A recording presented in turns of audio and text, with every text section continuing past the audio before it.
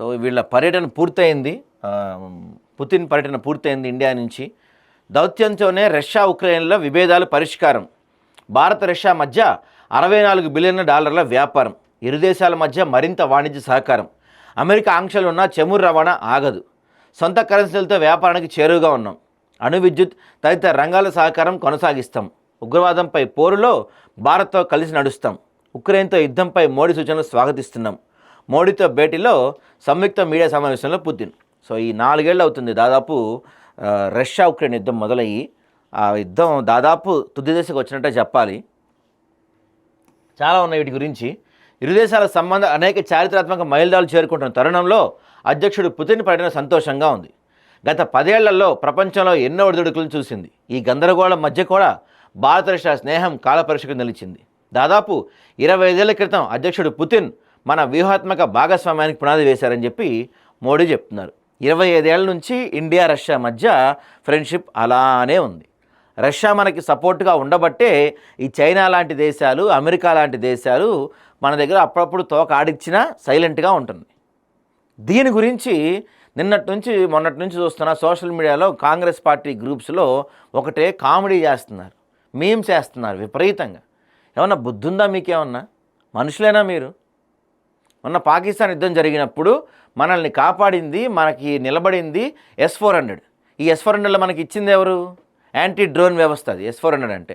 ఈ S-400లో మనం కొంది ఎవరి దగ్గర నుంచి? రష్యా దగ్గర నుంచి. ఏ టైంలో ఆఖరికి రష్యా చాలాసార్లు అఫీషియల్గా అనౌన్స్ చేసింది ఏందయ్యా అంటే, ఇండియా పైన యుద్ధం చేస్తే, ఇండియా పైన అటాక్ చేస్తే మా పైన చేసినట్టే అనే ఒక స్టేట్మెంట్ కూడా చాలాసార్లు రష్యా ఇచ్చింది. అంత వ్యూహాత్మక భాగస్వామ్యం, అంత సపోర్ట్ ఉండే రష్యా లాంటి అధ్యక్షుడు మన దేశానికి వస్తే మీరు ట్రోల్స్ చేస్తున్నారు. ఇది మీకున్న దేశభక్తి. కాంగ్రెస్ అనే ఒక విష బీజంలో పడి కొట్టుకుంటున్న మీ అందరికీ మీకున్న దేశభక్తి ఇది. సిగ్గు తెచ్చుకోండి. ఇప్పటికైనా మీరు మనుషులుగా మారే ప్రయత్నం చేయండి. 5 years ప్లాన్ చేసుకున్నారంటండి. 5 ఏళ్ల ప్రణాళికలకు భారత్ రష్యా ఆమోదం. పుతిన్తో మోదీ శిఖరాగ్ర భేటీ. సో కీలకంగా వీళ్ళిద్దరు ఏం చెప్పారంటే, పుతిన్ ఏం చెప్పారంటే, వేగంగా అభివృద్ధి చెందుతున్న భారత ఆర్థిక వ్యవస్థకు ఊతమిచ్చేలా నిరంతరం ఇంధనాన్ని సరఫరా చేసేందుకు మేము సిద్ధం.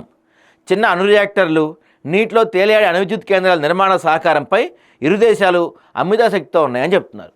ఇప్పుడు ఇక్కడ మన పుతిన్ కానీ మోడీ కానీ మాట్లాడే ప్రతి మాట, వాళ్ళు వేసే ప్రతి స్టెప్పు, వాళ్ళు చేసే ప్రతి చిన్న పని కూడా అక్కడ ట్రంప్కి, వీడి పేరేంటి జిన్పింగ్ గాడికి, ఈ పాకిస్తాన్ వాళ్ళకి సలసల మండుతూ ఉంటుంది అనమాట. రష్యా ఇండియా ఎంత దగ్గర అయితే అంత బలోపేతం అవుతారు.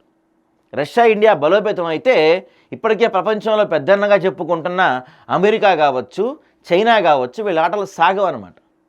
అది వాళ్ళ భయం. వాళ్ళు ఏం చేస్తున్నారంటే, ఈ కాంగ్రెస్ పార్టీ ఈ డీప్ స్టేట్ అనే ఒక కుట్ర జరుగుతుంది కదా, సో వీళ్ళంతా కలిసి ఒక కుట్ర బన్నే ప్లాన్ చేస్తున్నారు.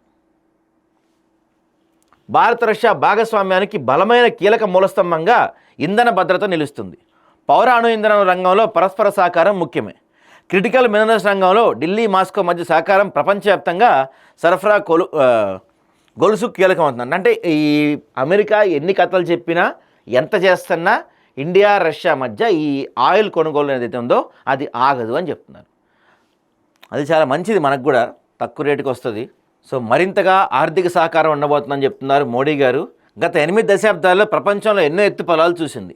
మానవాళి అనేక సవాళ్లను, సంక్షోభాలను ఎదుర్కొంది. వాటన్నింటినీ తట్టుకుంటూ భారత రష్యా మైత్రి ధృవతారలా నిలిచి ఉంది. పరస్పర గౌరవం, బలమైన విశ్వాసం అనే పునాదులపై ఈ బంధం నిర్మితమైంది. ద్వైపాక్షిక సంబంధాలను మరింత బలోపేతం చేసుకోవడంపై పుతిన్ నేను చర్చించాం. ద్వైపాక్షిక ఆర్థిక సహకారాన్ని కొత్త ఎత్తులకు తీసుకెళ్లడం మాకు చాలా ఇంపార్టెంట్. అందుకు అనుగుణంగా 2030 వరకు అనుసరించాల్సిన ఆర్థిక సహకార కార్యక్రమంపై సంతకాలు చేశాం. ద్వైపాక్షిక వాణిజ్యాన్ని, పెట్టుబడులను మరిన్ని రంగాలకు విస్తరిస్తామని పుతిన్ చెప్పారు. రష్యా పౌరులకు ఉచితంగా 30 రోజులు ఈ టూరిస్ట్ వీసా, 30 రోజులు గ్రూప్ టూరిస్ట్ వీసాను త్వరలో భారత్ ప్రవేశపెట్టబోతుందంట.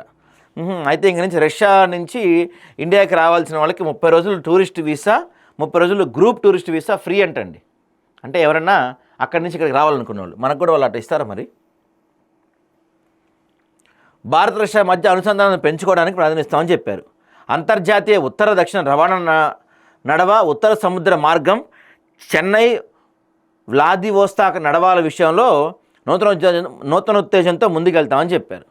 సో దాంతోపాటు ఉక్రెయిన్ సంక్షోభంపై కూడా డిస్కషన్ చేశారంటే మొన్న పహల్గాం దాడిని ఖండించారు.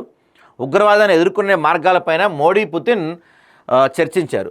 రహస్య ఎజెండాలు, ద్వంద్వ ప్రమాణాలు తావు లేకుండా ఉగ్రవాదంపై ప్రపంచం రాజీ లేని పోరాటం చేయాలని ప్రధాని పిలుపునిచ్చారు. ఉగ్ర రక్కసిపై భారత్, రష్యా దీర్ఘకాలికంగా భుజం కలిసి పోరాడుతుందని గుర్తు చేశారు. జమ్మూ కాశ్మీర్లోని పహల్గాంలో, మాస్కోలోని క్రాకస్ సిటీ హోల్పై జరిగిన ఉగ్రదాడులపై పుతిన్ ఖండించారు. భారత్, రష్యా సంబంధాలను బలోపేతం చేయడంలో పుతిన్ 2.5 దశాబ్దాలుగా దృఢమైన చిత్తశుద్ధి కనపరుస్తున్నారంటూ మోదీ ప్రశంసించారు. పెట్టుబడుల ప్రోత్సాహం, పరిరక్షణపై ఉభయ ప్రయోజనకార ఒప్పందం కుదుర్చుకునేందుకు చర్చలు వేగవంతం చేయాలని ఇరు దేశాల అధికారులను మోడీ, పుతిన్ ఆదేశించారు. భారత్, యురేషియన్ ఎకనామిక్ యూనియన్ మధ్య సరుకు రవాణాపై స్వేచ్ఛా వాణిజ్య ఒప్పందం కోసం ముమ్మరంగా కృషి జరుగుతున్నారని ఇరువురు నేతలు అభినందించారు. రష్యా సైన్యంలో పనిచేస్తున్న భారతీయులను విడుదల చేయాలని పుతిన్ను మోడీ కోరారు. మరి అది చేస్తారేమో చూడాలి. సో ఈ మొత్తానికి ఈ 27 గంటల్లో ఎంత ఉంది ఆయన ఇండియాలో పర్యటించింది. ఈ 27 గంటల పర్యటన కూడా చాలా దేశాలకి వణుకు పుట్టించాయి. చాలా దేశాలు ఏం జరుగుతుందని క్లీన్గా అబ్జర్వ్ చేశాయి. దాదాపు ప్రపంచవ్యాప్తంగా ప్రపంచం చూపు మొత్తం గడిచిన 27 గంటలుగా ఢిల్లీ పైనే ఉంది. ఈ టూర్ సక్సెస్ అయిందనే చెప్పాలి. కాకపోతే కాంగ్రెస్ వాళ్ళకి కళ్ళు మండుతున్నాయి. తగ్గించుకుంటే బాగుంటారు, బాగుపడతారు వాళ్ళు.